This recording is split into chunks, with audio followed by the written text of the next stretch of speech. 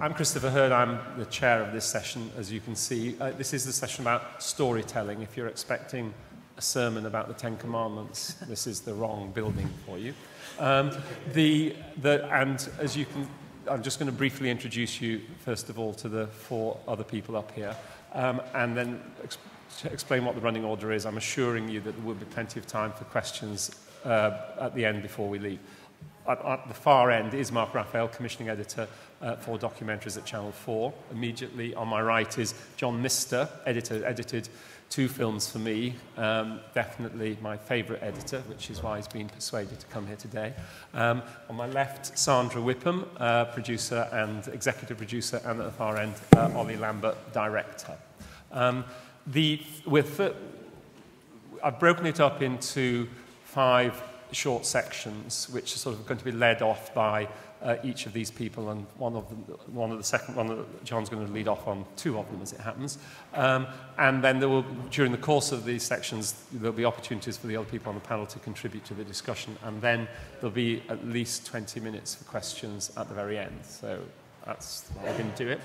And this is probably the only session at Sheffield that is going to start with a PowerPoint presentation.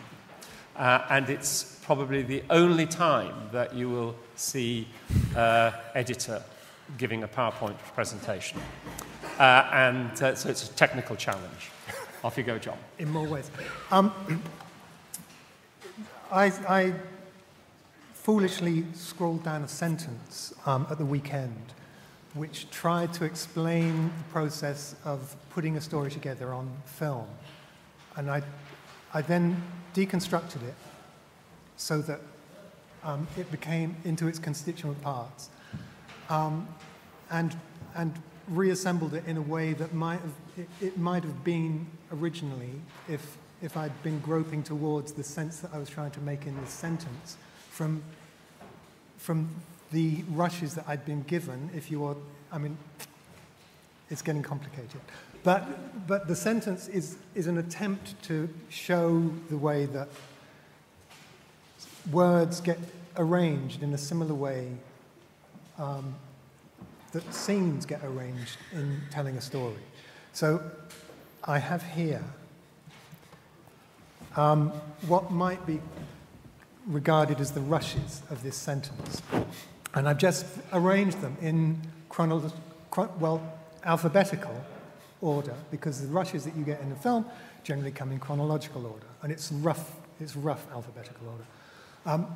And I did this on Sunday night, and then I sent it to Amber, and I suddenly realized on Tuesday that actually it's a completely grossly oversimplified model, because actually the rushes here, there are, I think, 72 words, and there are 72 words in the final sentence.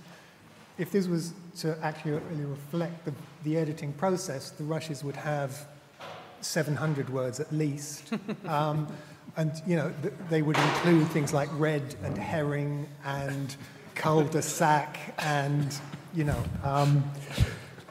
blind alley. But those, if you look at them, those are the constituent parts of the sentence that I'm aiming for. The next one is what I would regard as my first assembly. It's an attempt to put these words into a coherent sentence without quite knowing what meaning it's eventually going to convey. So I shall. Do you want me to read it to you, or just? Please, I really want you to read it. Okay. And this is the director getting his own back on the editor. There may be unlimited possibilities for playing with the process of writing the words in a coherent sentence, which is essentially marshalling the obvious in order to use those you have to. And there it demands similar selected information, but at the risk of conveying skills you would use, for example, in a story stating ideas in one way, the most constricting sense a film makes is always likely to be bleeding in any other form. Anybody got a clue where this is going? Which is, at the risk of stating the bleeding obvious, constructing a story in film is essentially a process of marshalling information in a coherent order. and it demands similar skills to those you would use in conveying ideas in any other form. For example, in writing a sentence, there may be unlimited possibilities for playing with the words you have selected to use, but there's always likely to be one way which makes the most sense. So that's my attempt to put into words what my reading of the editing process is like. So that's the editor's perspective on what their role in storytelling. What's yours? What do you think you bring to the storytelling? Well, as a producer, I see my job as working with the director right from the very beginning to try and encourage them in their thinking about what the story really is that they're trying to tell, as opposed to, you know, the subject that they're interested in as a sort of headline sentence. So it's really having those kinds of conversations where you interrogate, I think, the intention behind, you know, the film they say they're trying to make, so that when they're filming, they have that in mind and they're working towards something, so that when you get to the edit, there isn't just a sort of pile of incoherent rushes, but there is intention in those rushes that can be marshalled into a film. How does that differ from how you see your role in helping the storytelling dimensions of a film? I suppose I'm not that hands-on. What tends to happen, I would say, that the director comes in or the exec comes in and sells an idea, and it's usually quite enticing because they're selling it. So what I'm sort of doing is either liaising with the director or the exec, trying to make sure that slightly enticing proposition ends up being executed. Right. Well, so do you want to show your first clip? Yeah. And explain your role in. Well, this was just looking specifically at storytelling. I thought it'd be interesting to, as a starting point, show a clip from the very near the beginning of a film I actually made for Mark a couple of years ago. It was a cutting edge about, essentially it was about traffic wardens in Westminster. We got access behind the scenes. I didn't, but we had access behind the scenes to Westminster's parking operation. And I think from the start, I was very interested in making a film about, actually not traffic wardens as such, but about the fact that 90% of these traffic wardens were migrants who had come, you know, looking for work in the UK. And I was very interested to sort of find out what their perspective of Britain was and England was and what we looked like to them. And it was all very well having that as a sort of, that was what the film was going to be about. But until we had a story, there wasn't any kind of documentary, and there wouldn't be. And the process involved spending a lot of time at this company, meeting all the people who were trying to get jobs there, and trying to wait until there just something happened, or you met someone, or there's some kind of story would emerge that was going to sustain not just an hour of television, but an hour at 9 o'clock on Channel 4 for their flagship documentary series. So it's got to sort of punch above its weight, really. And very early on, one of the guys I met was, what I would do, I'd meet all the new recruits, and if they looked interesting, I'd take them to a cafe around the corner and film them for about 10 minutes and just see what came out of that and what they were like on camera, never expecting to use that material. But very early on, I met a guy called Durga, and that interview in the cafe became the starting point for the whole film, which I'll talk a bit more about afterwards. But if you could just, let's have a look at that. This is from, it's called Confessions of a Traffic Warden. That's not it. That is not the Nepalese traffic warden. It's a quick time. I think it's called Traffic Warden, confusingly, I know, but no, not that one either. No, oh no, not that one either. That's cool. I think that was vodka before. This is near the TV. No, that's not. Oh, no, sorry. Yep. Hi everyone. 4 times a week at this recruitment office in Soho, eager applicants show up to apply for the job of civil enforcement officer, and most have come a very long way for the privilege. In the last 7 years, you're telling me you haven't worked? I hadn't the right to work here. Right, okay. Yeah. You've got that now, Yeah, I've got that one now. Using the 24-hour clock, work out the following. 17:17 and the parking meter has 18 minutes left. What time should the vehicle leave the parking bay? You're applying to be a civil enforcement officer. Yeah. Do you understand what that role is? It's to make sure you clean the street. Right, you won't be cleaning the streets. It's not, that to me is a road sweeper. You won't be doing that. Yeah, no, All I'm right. sorry. Yeah. Why do you want to be a civil enforcement officer? What I want. Why do you want to do it? This job. Yeah, why do you want to do it? What I want Yeah. to be make a job. What I want. I wanted to follow a new recruit through training and onto the streets to see what it was like to become a warden. In amongst the applicants was Durga Pokhrel from Nepal. How was that? Mind me asking, how did that go? Oh, it was a fantastic examination. A fantastic examination. Yeah, very, very fine examination. He speaks 4 languages, has read the entire works of Shakespeare, and has a master's in Sanskrit literature. He arrived in the country just 11 days ago, and this is his first trip abroad. Be careful. I'm in haste. All his life, he's dreamed of coming to England. If you can help me, a small help, I can be useful part of England. English is my passion. Passion. English, yes.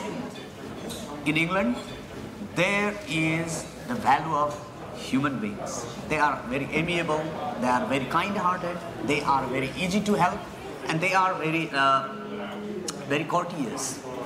They say every time, thank you, sorry. It is very good nature of English people. Sorry. In England, there is the value of human beings, humanity. Yes? There is no assault, there is no murder, there is no violence as you find in most of the countries nowadays. In England, no, outside, there is no violence in England. Yes, I think so. But I may be not perfect in my thought. Durga's convinced that being a traffic warden will reveal to him the true nature of England and the English. And I'm worried that he might be right, and that he's in for a hell of a shock. You've got 5 minutes. No, you don't. Yes, you fucking do. No, you don't. You fucking do. You don't. You fucking do. You don't. Go get your fucking supervisor. Well, I don't need to get No, my... shut your fucking mouth. No, let me say something shut to your you. fucking mouth. So, thank you. The thing about that is that It's all right now. the thing about that was that little thing in the cafe with Durga was immediately I knew what the subject of the film was going to be: traffic wardens, migration, their view of us, Englishness. I knew that was the sort of territory I was interested in, but that wasn't a story in any sense. That was just a subject. And it wasn't until someone like Durga pops up, and who's obviously a very good character, and Sandra's going to talk a bit more about character later, but I was immediately engaged by the journey that lay ahead for Durga. And it was a very rare moment, actually, where you think, I really wanted to find out what was going to happen to him next. Obviously, a lot was going to happen to him. I knew pretty much what was going to happen to him, but that journey was going to be a very interesting one, and that was the story that was fundamentally different from what the subject of the film. And I didn't have a film until Durga popped up. So, I mean, you say, that journey was the story. What are the ingredients, though, that turns his experience into a story rather than just a sequence of scenes? Well, there's a friend of mine, is a cameraman, Chris Cox, and he's a very experienced cameraman for about 30 years, and he recently retired, and went to study screenwriting. And I saw him recently, and he said he'd learnt a very important lesson, and he couldn't believe he hadn't come across this lesson earlier in his sort of documentary career. He was writing a script. He'd written a draft script, and he took it to his tutor, and a drama script. And the tutor said, "So, Chris, what's your script about?" And Chris said, "Well, it's about this guy. He's been married for about 20 years, and he gets home one day, and he has to come home at the last minute, and he walks into his house, and the tutor stopped him and said, 'Sorry, Chris, that's the plot. What's your film about?' Chris said, 'Well, that's a good question.' He said, 'Well, I suppose it's about how nothing is what it seems, and you can never take anything for granted.' And the tutor then said, 'Good. And then the third and most important question is, what is it really about?' And he couldn't quite answer that one yet. But Chris is right. I think there's a very big distinction between what your film is about and what the story of the film is. And it's all very well to say, I mean, I have conversations with young filmmakers a lot who say, I want to make a film about global warming. I want to make a film about India. I want to make a film about poverty, which is fine. But that isn't a documentary. A documentary is a story. And what one must do is find a story that has a beginning, middle, and end, that has an interesting character, that has interesting development, that has twists and turns, like any joke, like any bedtime story, like any good narrative, like any story that's told in the pub. But for a documentary to work, it cannot just be a sequence of events, of things that happen one after the other. It must also have meaning. So the opposite end of the I want to make a film about global warming and not having a story is the person who says, I've got a great idea for a documentary, follow me as I go down the Amazon for 2 months, because it'll be really interesting. That going down the Amazon for 2 or 3 months will have lots of events, they have a good plot, but who gives a shit about you going down the Amazon for 2 or 3 months? What does that say about anything other than you having an interesting holiday? And one must have both those two ingredients, and they have to speak to each other. And what worked about the film about Durga was that there was a lovely story about him. There were 3 key ingredients. One was he was a lovely character. Secondly, he was clearly at the beginning of a big adventure. He was going to have his preconceptions challenged. He was going to learn a great deal. And he was simply going to go on a journey, and that was blindingly obvious. But his journey and his story spoke to what the film was going to be about, which was an immigrant story. It was about immigration. It was about Englishness. It was about the people that we love to hate. Who do we hate? Why do we hate them? It had all that big stuff, and that was going to be there whether we wanted it or not. But the starting point was always going to be the journey that guy was about to go on. And my advice always to filmmakers is, unless you've got at least 2 of those things, you've got the story and you've got a subject, and ideally you've got a very good character as well, you really haven't got a film. You obviously were rather pleased to see that was as good as you remembered it. I haven't seen it since it went out, yeah. Well, I thought you were going to say you hadn't seen it before. That would have been slightly disturbing.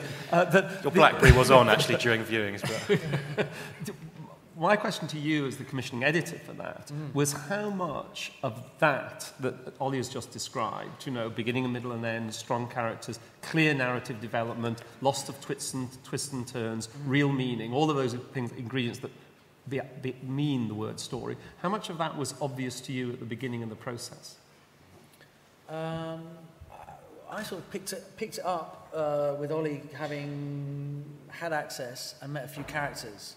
And clearly, Ollie's favourite was Durga. Durga was the most surprising character. He stands out a mile in that little section we saw.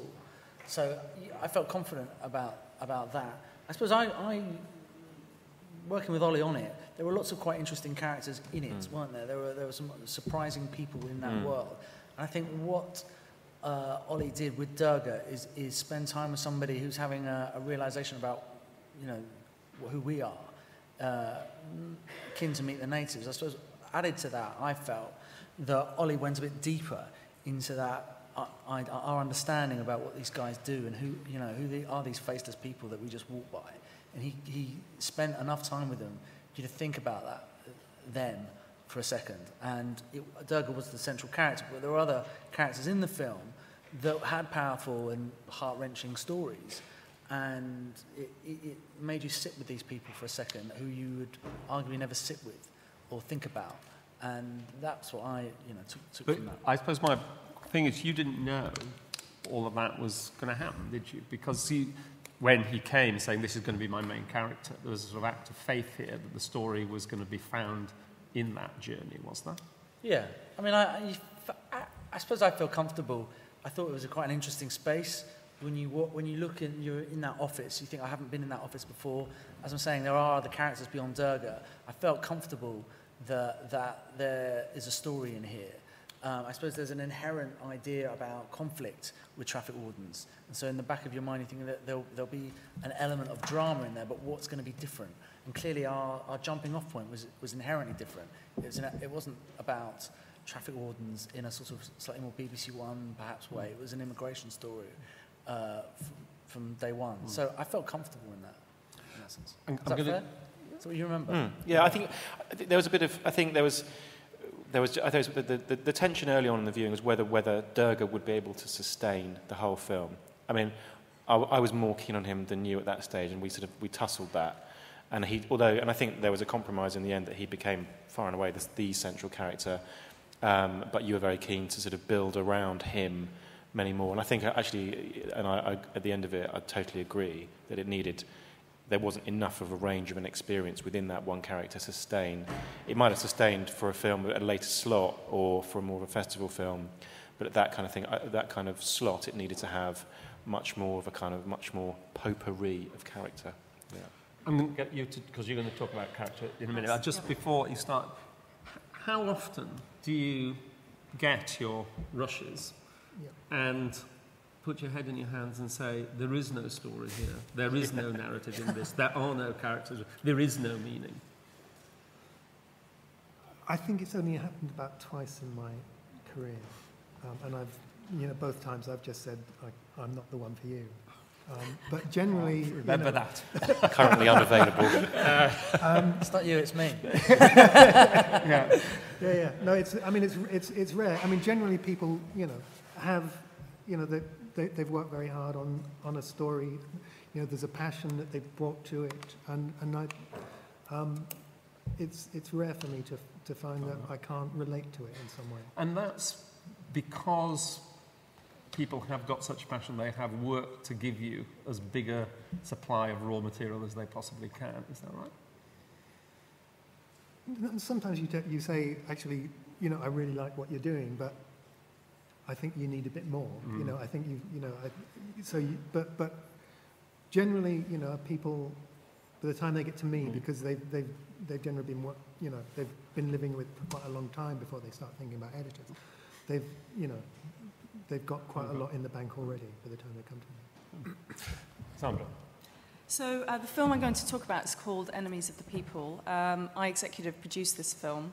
It was a UK production directed by a producer-director called Rob Lemkin in collaboration with a Cambodian journalist called Tet Sambat, who actually became the central character of our film. The film is, on one level, a political investigation into the cause of the killing fields. This was a massive event that happened in Cambodia, 1975 to 1979, a huge genocide in which 20% of the population died. And after that event happened, society moved on in whatever way, and no one's ever been brought to justice. For the first time this year, there are going to be trials in Phnom Penh at which the senior Khmer Rouge leadership are defending themselves against genocide and crimes against humanity. But it's essentially been a sort of black hole in history that we don't really understand. But of course, there have been many more recent genocides in our recent memory that we have attempted to understand. So this was the sort of top line of the film, and what interested Rob and what brought him to the film originally. But it's obviously not a very sexy sort of tagline for a film. So he needed to find a sort of way into the story. I think at this point I'll just play the trailer which was for the theatrical release in the US.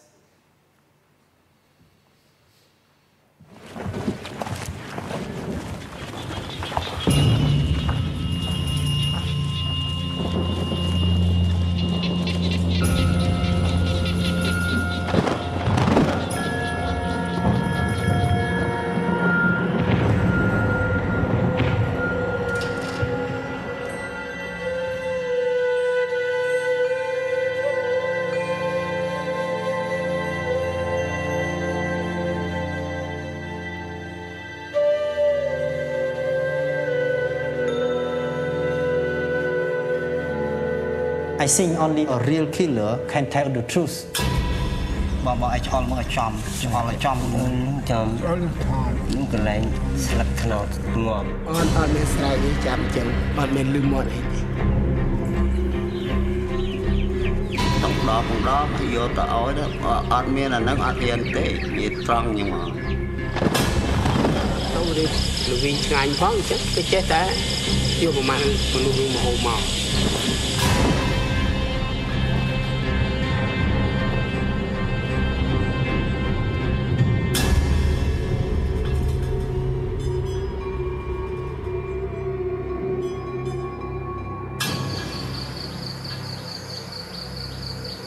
Simple Paul died. Only this man, Nunchia, can tell us why killing happened.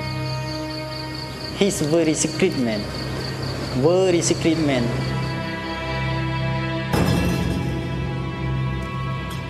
I try to get close to him to make him confident to say the truth. Why so many people die in the killing fields? This is the first time a top Khmer Rouge leader admits the killing like this.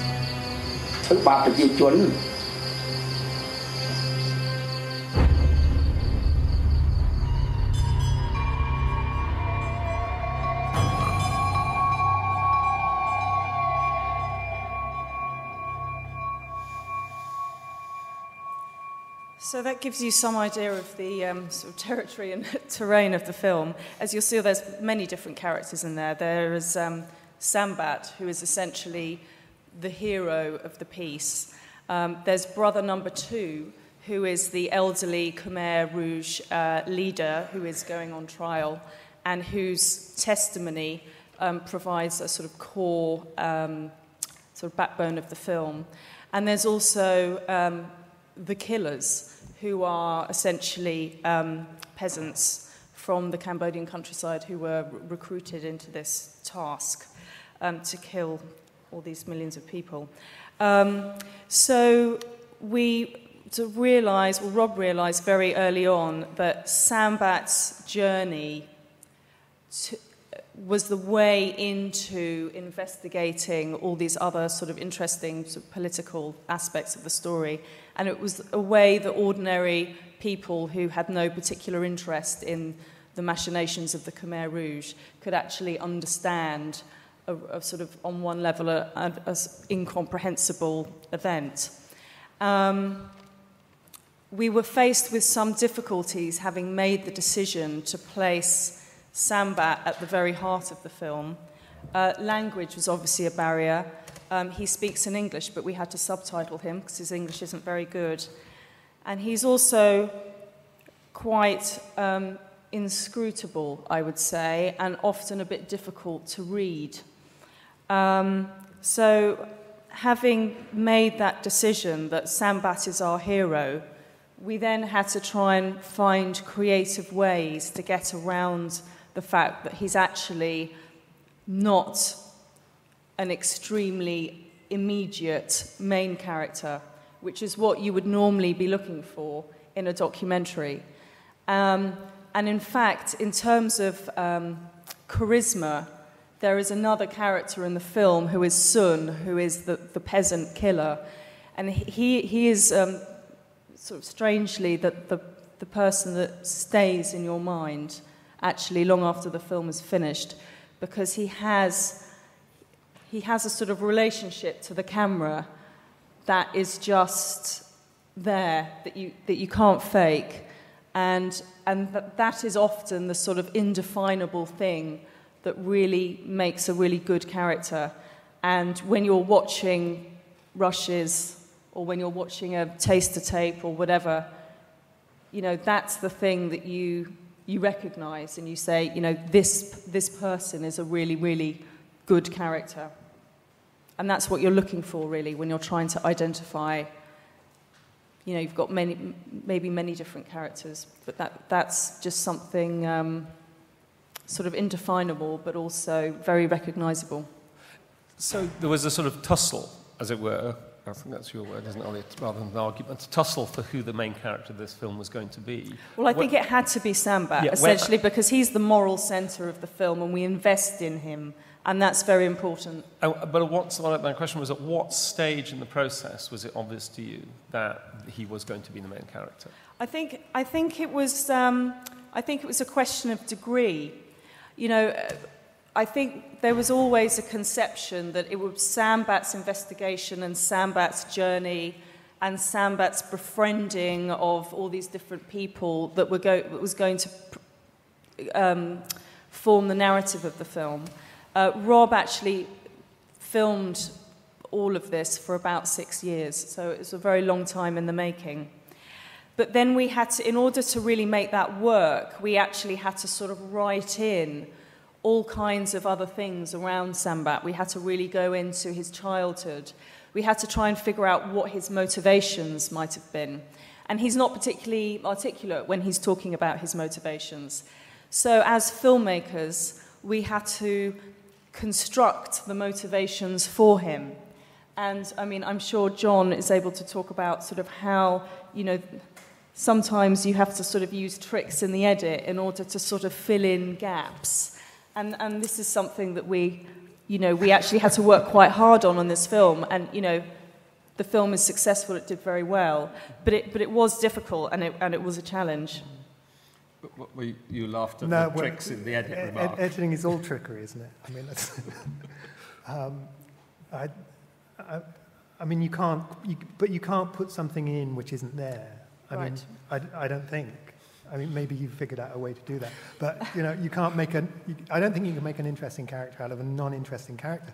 But actually, if he's going through a journey where he finds other when he finds the killer, and I haven't seen the film, I'm afraid, but do they actually meet and communicate? Yes, very much so. The central sort of narrative is Sambat's befriending of these killers over a period of time, building up a relationship with them, getting them to confess, and this is all played out in real time on camera. Yeah. It's interesting that I think all of you used the word journey at some stage in what you talked about, and I think many people might think, well, actually, isn't the first word that people would come to mind as a part of a story, that people would think that a story is some observed activity. And actually, obviously, there is an observed activity in this film. There's a very minimal observed activity in the traffic warden film. I mean, in both instances, what is at the heart of them is an individual's personal journey of discovery. Yeah?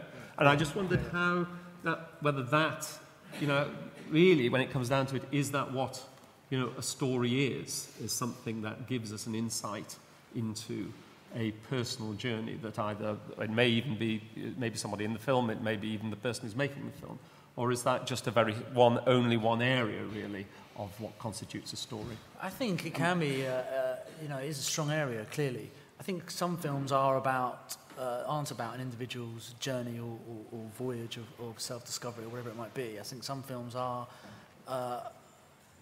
more of a documentation, as it were. I think that just depends on the film and how you set out trying to capture or tell that story. And sometimes you try and frame it through an individual, and sometimes you use the opportunity to stand back from it. And that sort of is hard to call in a sort of very arbitrary fashion. It does depend. And I think having done a range of single films, some naturally lead towards a single narrative. Ollie's film was a slight hybrid of that, but I think that's why it worked, actually. The character thing's really interesting because there's so much of it, you know, just being really reductive for a moment, you know, what we talked about so far is the subject of a film, the story of a film, and the character in a film. And the character thing is kind of, it's a bit of it's a sort of magical alchemy that you don't. Some people just are interesting. Some people you just want to get to know, and it's really hard to put your finger on. Durga jumps out, and it was very useful doing this, effectively a screen test on Durga. But just last year I did a series called The Family for Channel 4, and we spent months looking for a family that would be right for this, for a big, 8-part documentary series.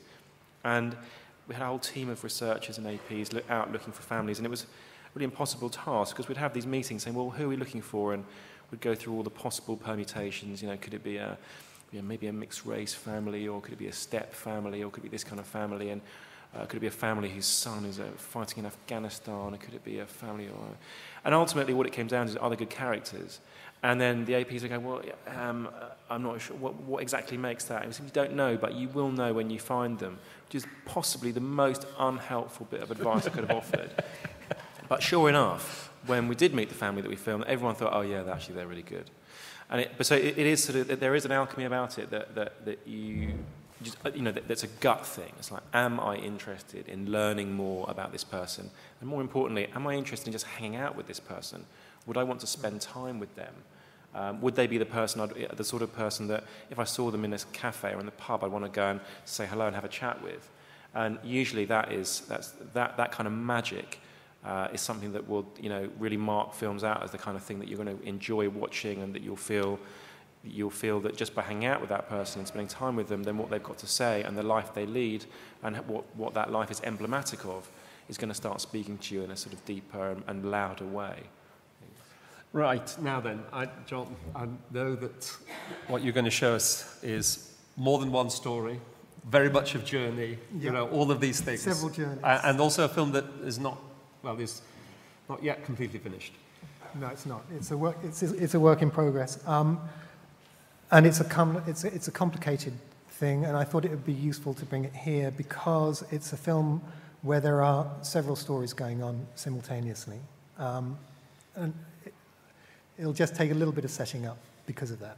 But there's a filmmaker called Dan Edelstein who went up into his mother's attic and found a suitcase in which there was a manuscript which had been written by his grandmother, which talked about her life in Ukraine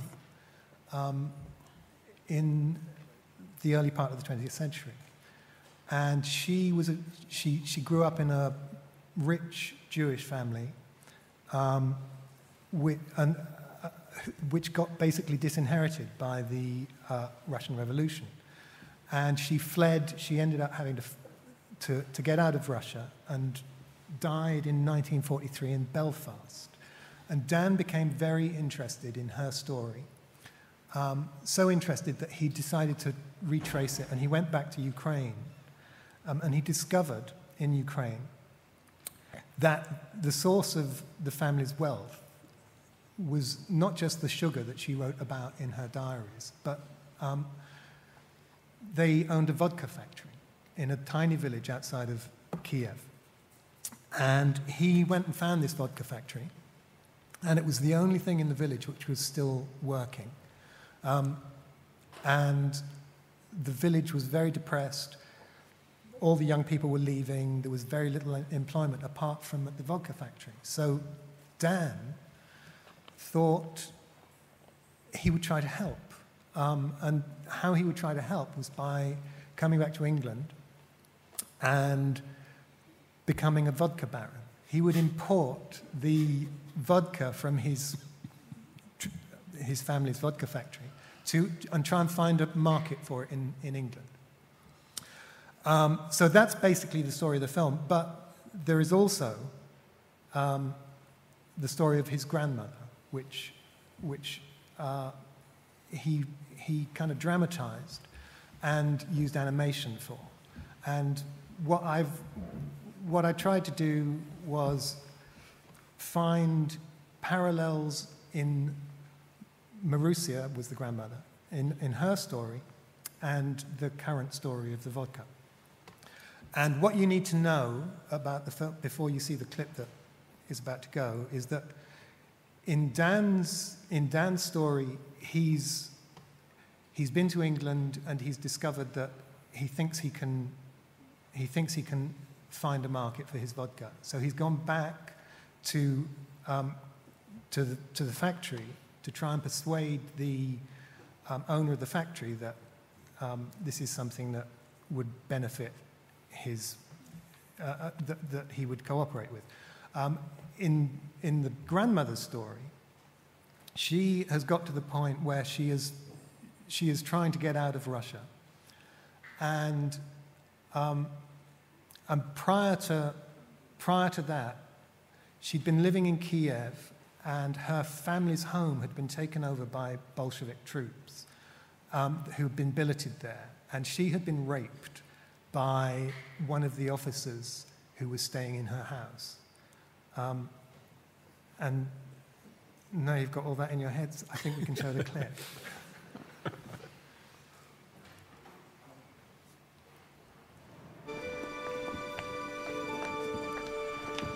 Going into what was the most important meeting of this whole deal, I felt like I was back at school.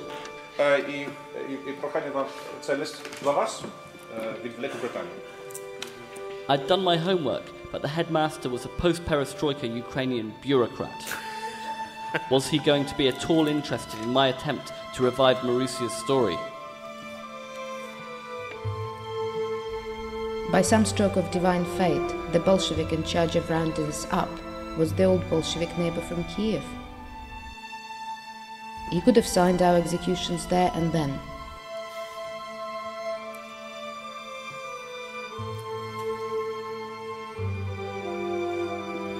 But he chose to help.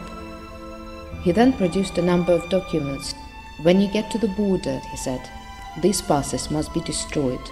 I have signed them, and if you are arrested and these are found, my fate will be worse than yours. When you are in your Western capitalist bureaucracy, remember, we both love our country, though in different ways. Життя в селі, потому що село по сравнению з городом это, скажем так. То есть в качестве благотворительной помощи помогаете? Да, обов'язково. So he says he completely identifies with your social entrepreneurship. He said this spirit plant has a huge social responsibility to the village. It's the main employer. Exactly. So he said the sugar factory closed about 5 years ago, and it was also one of the major employers, and they noticed a huge drop in living standards in the village. Incomes fell, less money was in circulation. A lot of people actually left the village, younger people went looking for work elsewhere. So he says they feel a big social obligation, and they're not just here to make money as well, they're also here, they feel that responsibility, and they routinely invest spare cash when they have it in things like schools, hospitals and nurseries. So it's very much a business, but also a business with a heart. Можливості сили, щоб його це зробити. He says we'll do everything we can to support you. І треба його робити. We have to do this. Раз у нас уже у вас спірні корні, We have some shared roots and some shared interests in work. з тої ідеї, яку, скажімо, ми його воплотимо в життя, обов'язково. And this is the idea that you've brought to us, we will definitely bring into reality. Brilliant. Well, Поэтому за це, мабуть, і вип'ємо. Let's drink to that. Спасибо, хороший тост.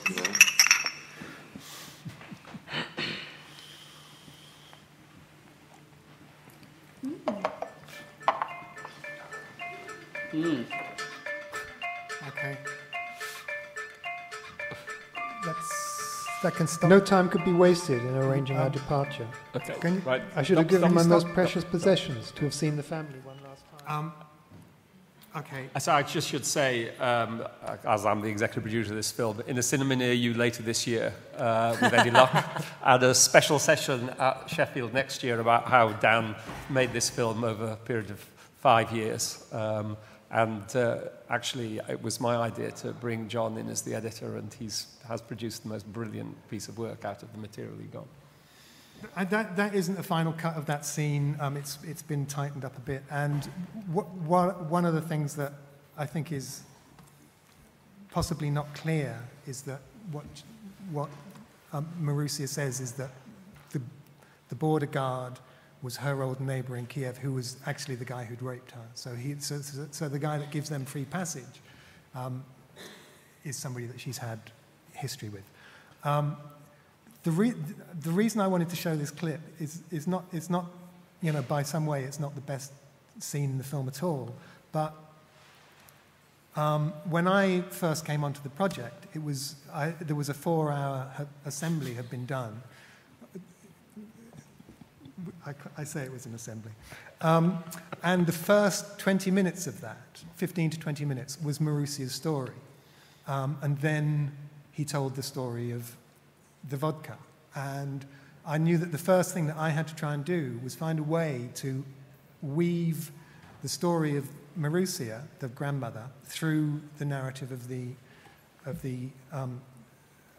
quest to import the vodka.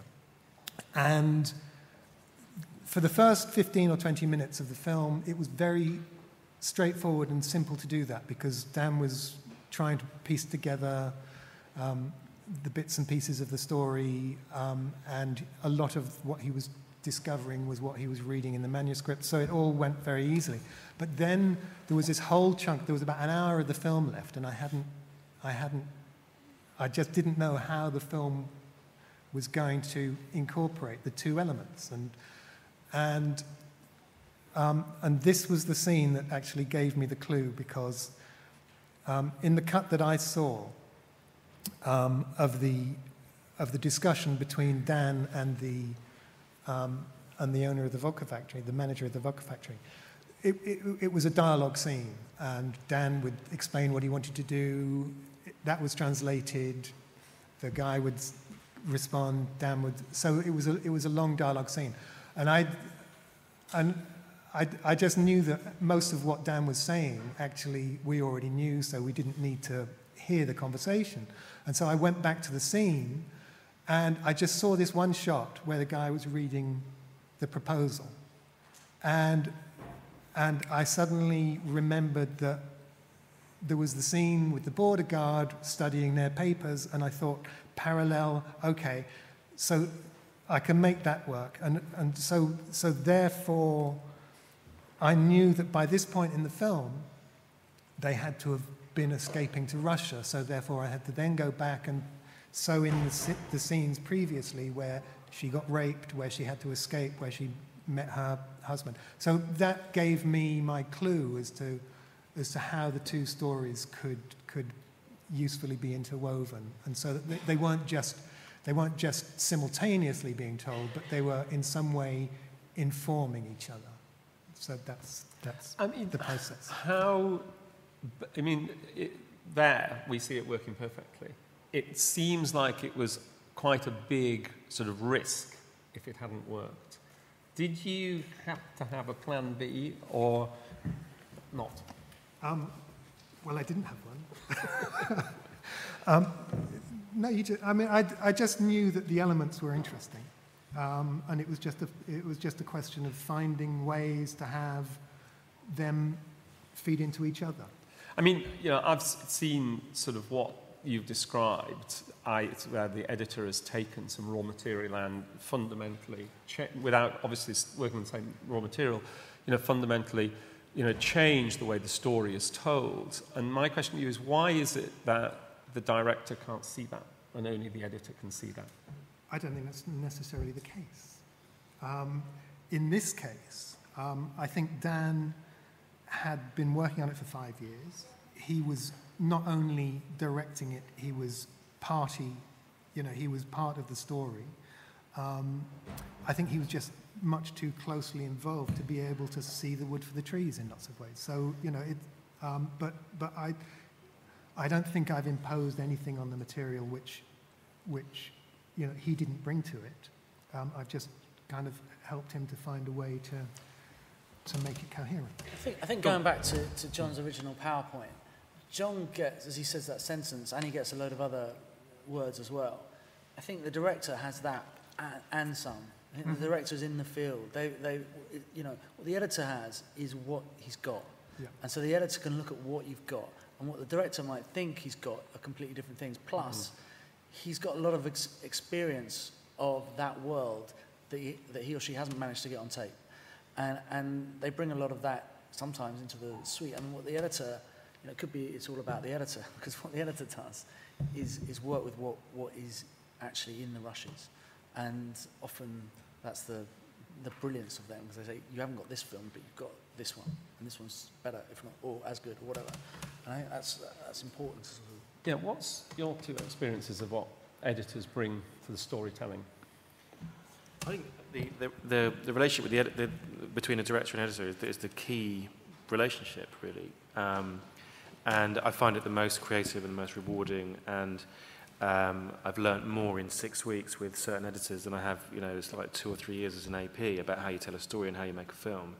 And there's a load of different things which an editor can offer, but one of the most useful elements of that in the early part of an edit is where the editor is looking at things quite coldly in a way, not obviously warmly in terms of wanting to find the best in the material, but just coldly in terms of they don't care and they don't know, and they shouldn't want to know about how hard you worked to get that interview or how difficult it was to get that shot.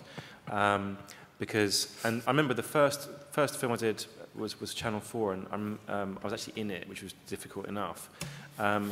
And the editor would just say, "I know, Ollie, you're really boring there." And I thought I was really funny. And then the times when I thought I was being a real arse, he would say, "No, that's really interesting." And then at other times, you know, it's often the case that you will spend, you know, days or weeks getting an interview or even getting a particular shot, and it's not nearly as good from the editor's perspective as the one that you just sort of knocked off at the end of the day when you were really tired and weren't really thinking that much. It doesn't matter about the backstory of how you got that shot or that scene. The editor is looking purely at in terms of what works for this film and what works for the story. And on a much bigger scale, the editor might say, I did a film years ago called Battle Hospital, and I went out to make one film, and I was in the desert in Iraq, and I just thought I couldn't make the film that Channel 4 actually sent me to make. Well, I could have done, but it was really dull, and there was something else that was so much more interesting, and I was in a real crisis about this. And I rang my editor, this guy Stefan Ronovitz, who actually cut Enemies of the People, and I said, "Oh God, I can't make this film," and he just said, "It's absolutely brilliant. It was immediately make that much better film."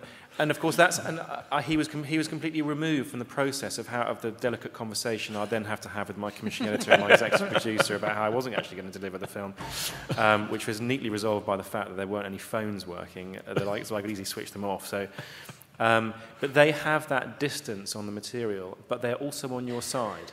Well, a good editor should be on your side. And so that relationship, you know, there's I've forgotten the name of the famous editor who wrote that book about In the Blink of an Eye. Walter Murch. Yes, Murch. And he was saying, he's got that fantastic phrase about how an editor and a director, they dream in pairs. Have you heard about this? It's a fantastic tale. I'm sure you know this, John, but this story where the director often comes into the edit suite and says, it's almost like the process is, this is the film I want to make. And I don't know any more than that. And what Murch says is the equivalent is where the director comes in and said, "I had a dream last night, it was about an aeroplane." And the editor will say, "Well, what kind of aeroplane?" And the director says, "I don't know what kind of aeroplane, it's just an aeroplane." He said, "Okay." The editor says, "Okay, in that case, it was a passenger jet with 400 people full of golf balls going to a golf tournament in Bahrain." And then the director will say, "No, it was a biplane in the Second World War, and it was flying over Flanders." And it's that kind of, a good editor will push you as a director to work out what is your film really about, or how can it be better, or what's a better story, and removes from you all the baggage of the production that hopefully you've left at the door when you walk into the suite. That was a really long answer to a question that you didn't even ask me. But anyway. I saw quite a lot of aggressive head nodding there. Well, no, I mean, I think it's very difficult for a director to leave all that baggage at the door when they walk into the suite. It's that, you know, they're carrying it with them, and it's a kind of, you know, they've got a trolley and they're pulling it behind them. And in terms of sort of producing films, getting that relationship right between the director and the editor is very key, and something I spend quite a lot of time talking to the director about, you know, who is the best sort of editor for the film. And it's often, you know, it's down to personal relationships, isn't it? It's personal chemistry, and it's, you know, the director feeling comfortable enough to be able to have those sort of very difficult creative conversations, and for those conversations to be sort of trustful and fruitful. So it's getting that chemistry is very key. Mark, what have you brought to show us? think two clips. One sort of echoes what we were talking about earlier, which is a single narrative story, which I'll talk about first. It's the pre-title to a Cutting Edge called Katie, My Beautiful Face. And I think the interesting thing about this film was clearly Katie had an amazing story, but what might our documentary be about? And I'll play the clip and then I'll talk a little bit about the problems, the difficulties with the filming process with that.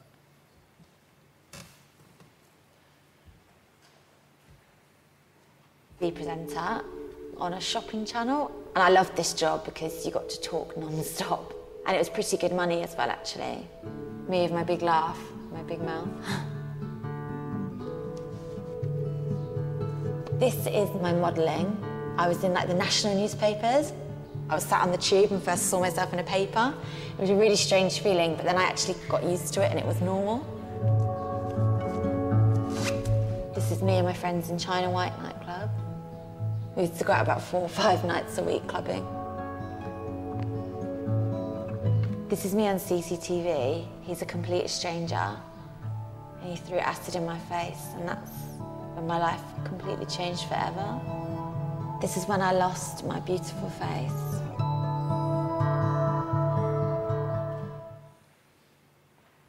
I suppose the difficulties we had making that film was Katie was housebound.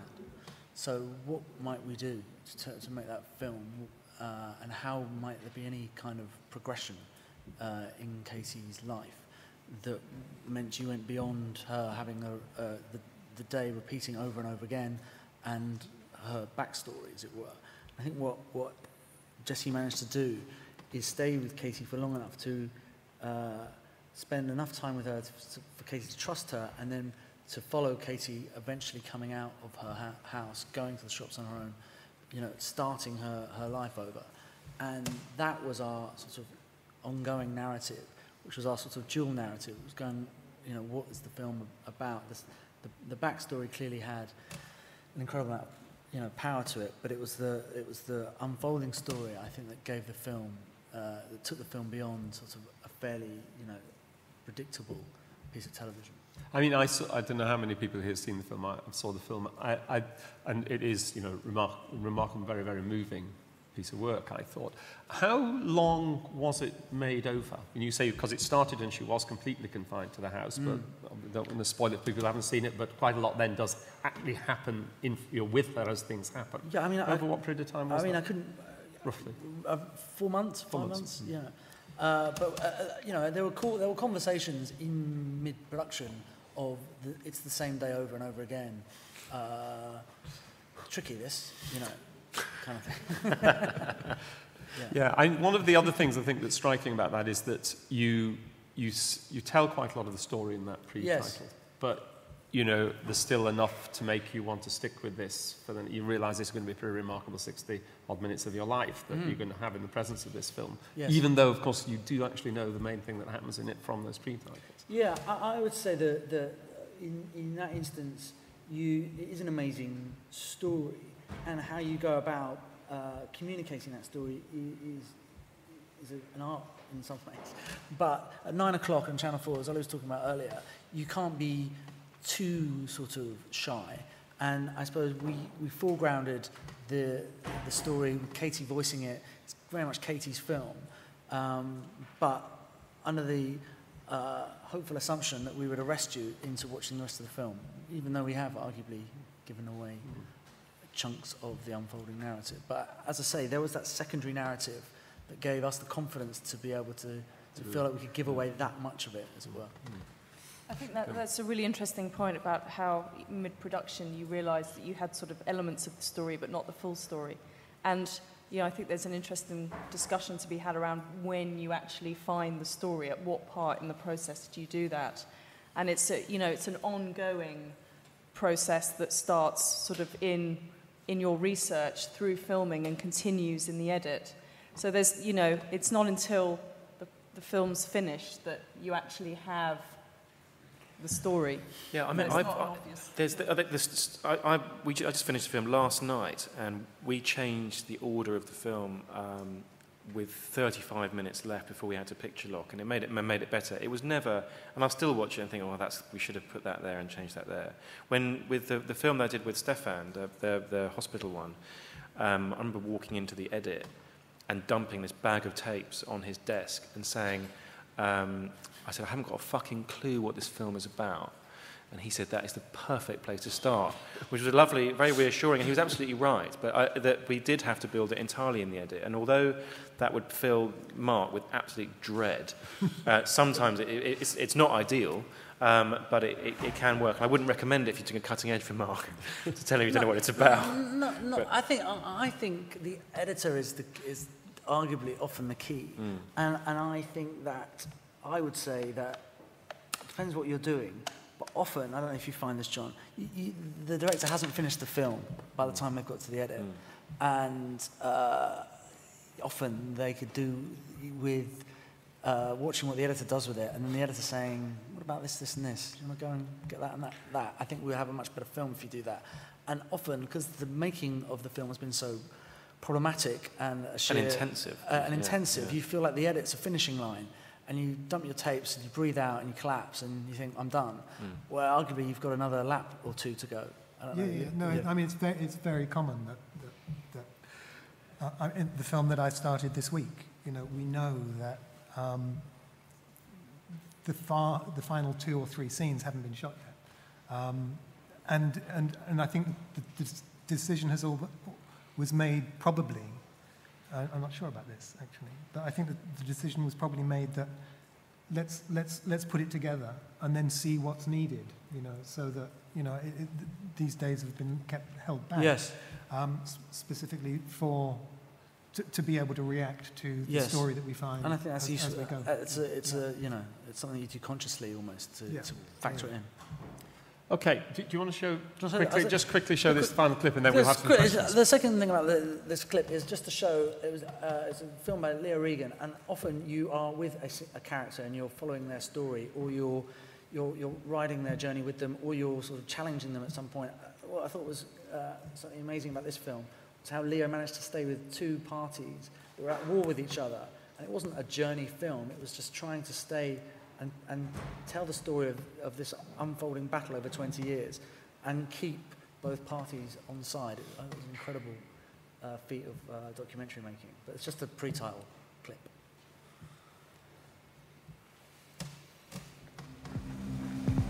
This doctor has been recognised as one of Britain's leading paediatricians, an expert in child protection. He has accused these women of abusing their children and demanded their kids be separated from them. If the parent is actually telling you a bunch of lies because they are actually responsible for the injury or illness, that's extremely difficult if you're a doctor. During his career, he's been involved in over 100 cases where children have been taken from their families. He says he was always acting for the welfare of the child. I want Dr. Southall to be stopped so that he can never, ever work as a doctor and harm any vulnerable child ever again. They believe he abused the system and tried to further his career by illegally researching on their kids. Was there any real science? Of course there wasn't. He was piddling about with children. They've spent the last 20 years trying to destroy his career. He has lost his High Court battle against a decision to strike him off the medical register. Good God. Accused the mother of drugging and murdering her 10-year-old son. I've spent the last 2 years trying to work out who was right. The lies that are told by the parents doing this to their children are continuous. Everything's lies. He's the only person I know who could make the word mother sound like a dirty word. One way or another, this war is about to come to an end.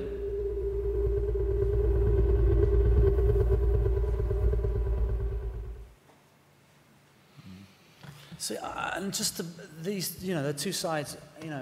Obviously, it was a difficult journey for Leo to go on, to be truthful and honest to 2 people that have been at war with each other for the last 20 years, and it was an incredible job to be so even-handed throughout that 2-year process, and for both parties to watch the film and say, yeah, that's the film you said you were making, and I'm they happy. did that. And Yeah. they did. Yeah. Yeah.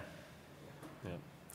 Okay, I think this would be a good time for anyone's got any questions. There are people or person with microphone, right?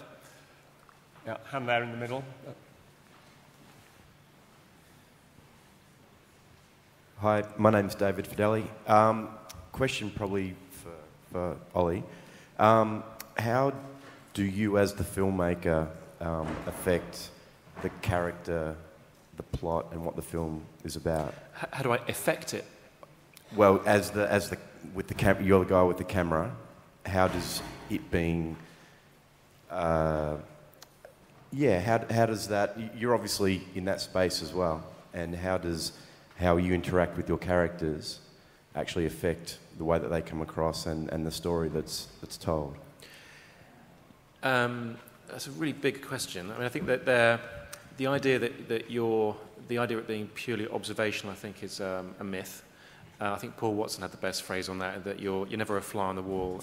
What you're doing is you're filming a room that's got you in it, and there's no avoiding that. And actually, that's something I think one should embrace.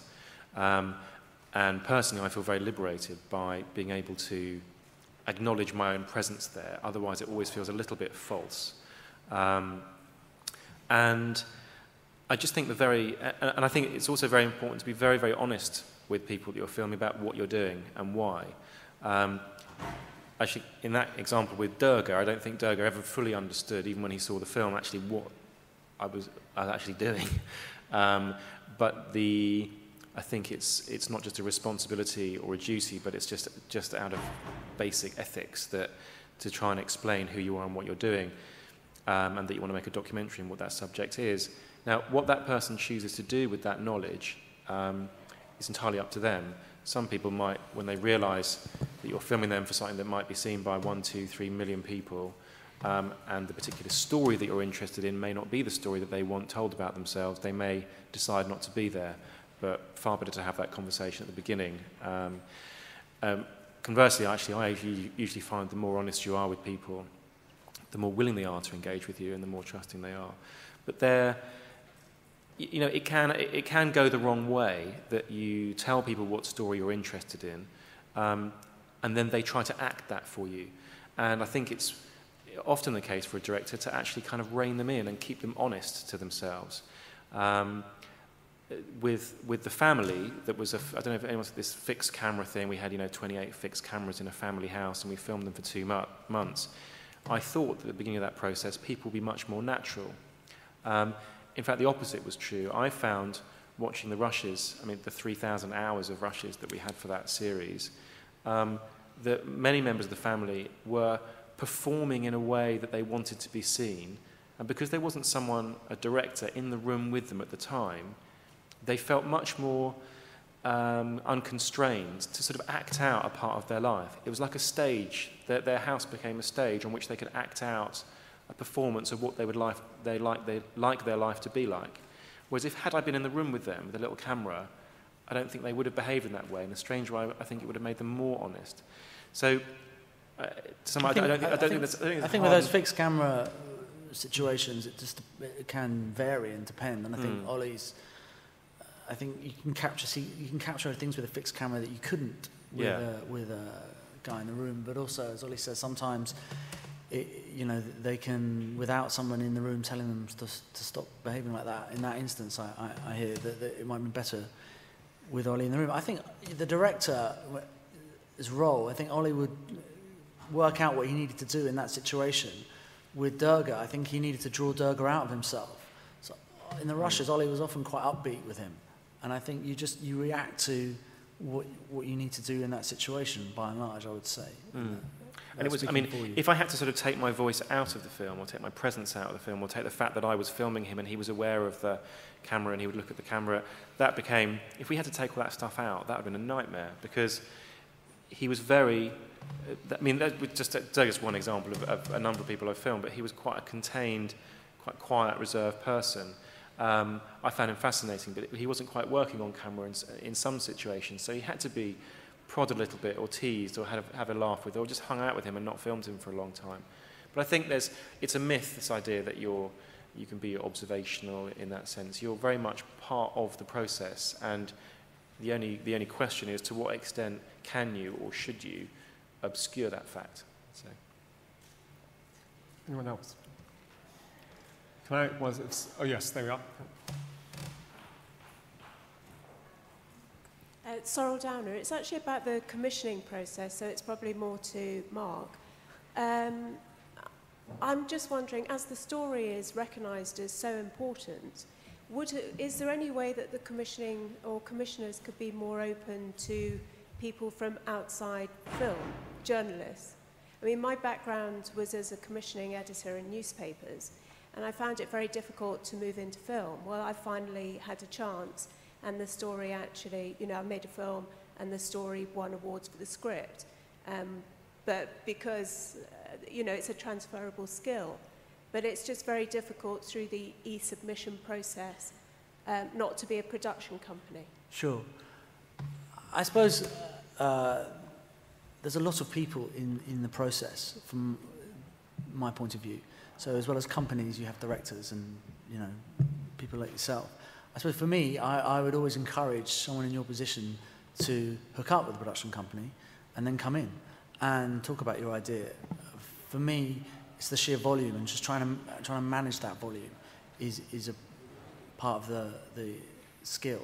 But I don't think I'm dripping in great stories. So if you've got a great story, it would be good to hear it. Can I just say, in answer to that, I hope I heard the question correctly. I, having worked for quite a long time in newspapers before I worked in television and now a producer of documentaries, I think that the transferable skills between the written word and the moving image are actually quite limited. I think that telling a story on film or on television is a very, very different experience and it may have very similar skills at the early stages of researching and finding it, but in the telling of it, it is a very, very different thing. And I don't think one should, underestimate the difficulty of learning how to do that. And that certainly I've found that myself when I moved from newspapers into television, and certainly I've observed that very often. I don't know what you're... Yeah, I mean, there's a difference between, researching a subject, I think, which is, what the film is about, which is what we talked about earlier, and actually how you communicate that through images on screen. And there's one of those and scenes, how you film a scene. One of those really annoying questions that you can ask directors at an early stage is, well, what's the story or what's the film about? The other really annoying one is, well, what's the film? Someone can say, I've got asked that so often, it's like this, you can read an amazing article or an amazing story, you can hear about an amazing person, and then you can say, the trump card is, well, what's the film? What's going to happen in the film? What am I actually going to see? It sounds like it's really nitpicky, but it's a really important question. It's like what actually will happen in real time as you are filming. And that. There was a hand here. Yeah. Just wait till the microphone gets to you, and then everyone will be able to hear what you say. Obviously, this session is about story. I'm just wondering, is there space, what do you all think about, is there space for sort of portraits of a person, perhaps, like I've done a film with an eccentric person in India, and it's a portrait of her life filmed over a week, and there are little stories in it, but, a portrait of a moment in time. Did everybody hear that question? I wasn't. Yes, they did. Does that make sense? It's fine. I'll answer that just by sort of drawing on an example of a film I've just produced, which is playing here at Sheffield on Saturday and Sunday. Produced it for Storyville, and it's called Despicable Dick and Righteous Richard. And it's essentially a character portrait about a man called Richard Kuchera. He's in his late 60s.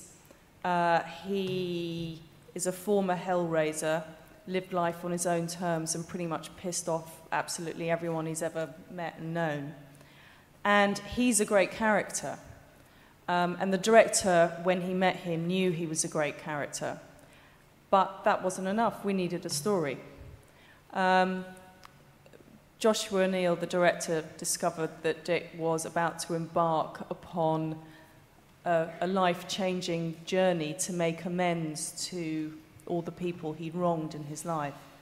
So the narrative backbone of the film became Richard doing steps 8 and 9 of his 12-step program, which is to make a list of everyone you've wronged and then to go and make amends to them.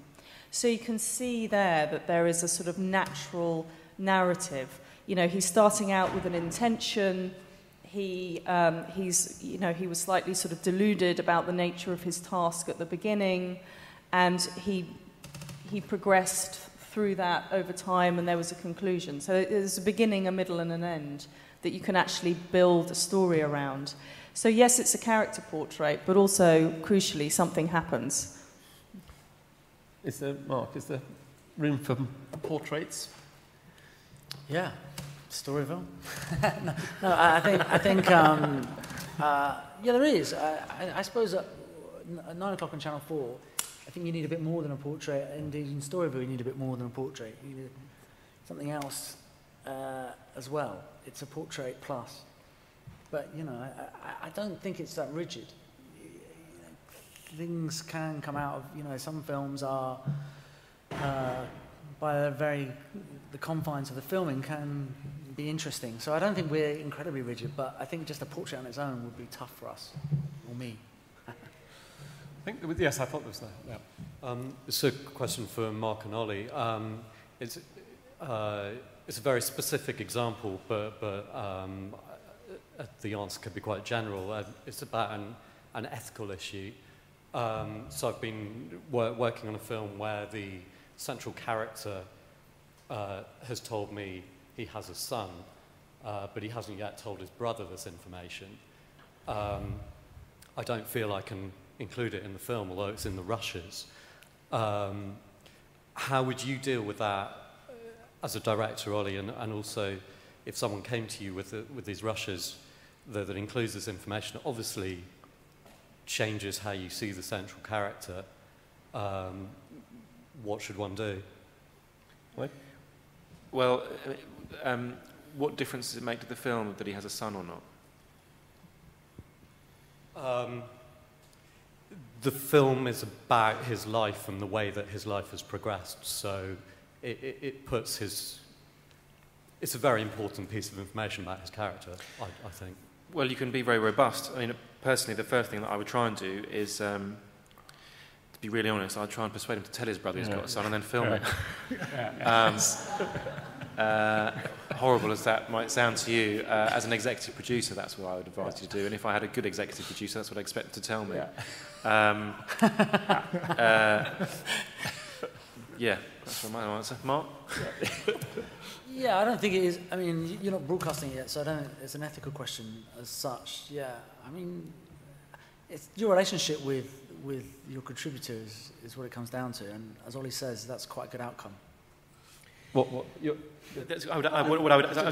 just add to that, which was that should you ever show that film and not include that fact, and try to get Mark to commission it, you'd have a very interesting conversation with the lawyer, because the son would probably pop up and scupper some sort of, you know, I'm sure there's all sorts of compliance issues there, but that's another conversation.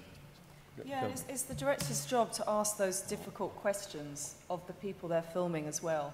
Because if you flinch from that, that comes across. You can tell, you know, the audience can tell that there's something missing, that, you know, this person hasn't been challenged on a certain point. There's a gap, there'll be a gap. Yeah. You know, and you can see that gap, actually, when the obvious question wasn't asked by the director. So I think if you pull back, actually, you're not actually doing your job.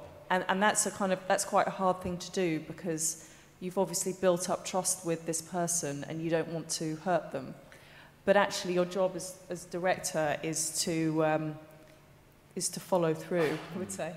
About 4 years ago, I made a film about a family, and there was it transpired during the later part of the filming that there was a very, very big secret in the family, that 2 members of the family knew, the rest didn't, and there was no way that we could ever include this fact in the film. It would have been very damaging to a lot of people.